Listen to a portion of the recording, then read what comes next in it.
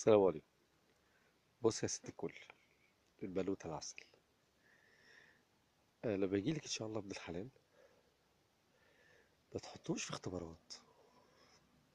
اه، هو في اللي مكفيه، وعشان يروح ويخبط على باب بيتكم ويطلب ايدك من ابوك يا امك، مخه متخبط، ومش عارف هو يستحقك ولا لا.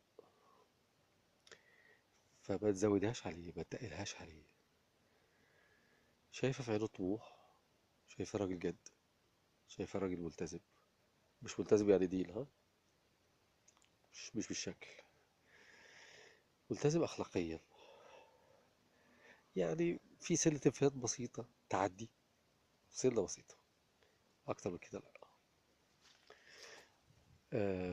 راجل بيحاول يبقى مسؤول في بيته وعند أهله وعند أبوه، مسؤول في شغله، مسؤول بيعتمد عليه.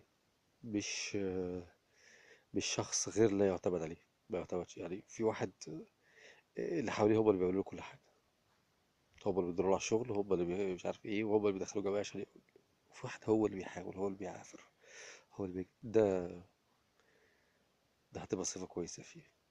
لو لقيتي الصفة دي بالجامعة، حتى لو معهوش هيبقى معاه. وقت ما يبقى معاه هيبقى مسؤول، والعكس بالعكس. لو جالك حلو، أمور، ولذيذ، بيقول كلام لذيذ أوي وحلو وكده، والناس اللي هي واخدة بالها من نفسها ديت، حتى لو معاه، يجي في وقت من الأوقات لما مش هيبقى معاه، انت مش هتبقي في أول اهتماماته، لأن هو شايف نفسه الأول. فاهم قصدي؟ مش مسؤول أوي. في حد بيقول كلام بس مش على قد الفعل،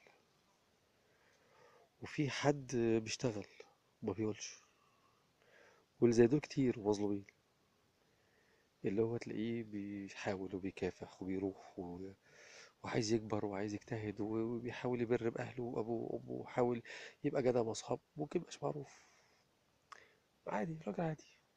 ممكن ميبقاش وسيم، ممكن ما يبقاش يعني راجل بيلمع قوي، لذيذ كده وكلامه حلو. فرجاء يعني، لما تلاقي النوعية دي امسكي فيها، دول بيبقى راجل، بيبقى مسؤول، وبقى عايزك تقدريه. اعرف ان فعلا هو من الرجالة اللي تستحق ان الستات هتقدرها. اللي هو التاني ماليش فيه، ما بتكلمش عنه يعني، بس انا بتكلم عن النوع ده. ما تحطوش في اختبارات كتير، لقيتي جد. وطبعا في حد هيساعدك، اخوكي، ابوكي، والدتك، هيساعدوك في الاختيار. بس انت لقيتي الانطباع ده عنه، ما سيبوش هو في كده. حاولي تدعميه، حاولي تسانديه، وان شاء الله انتوا الاتنين تبقوا زوجين كويسين. السلام عليكم.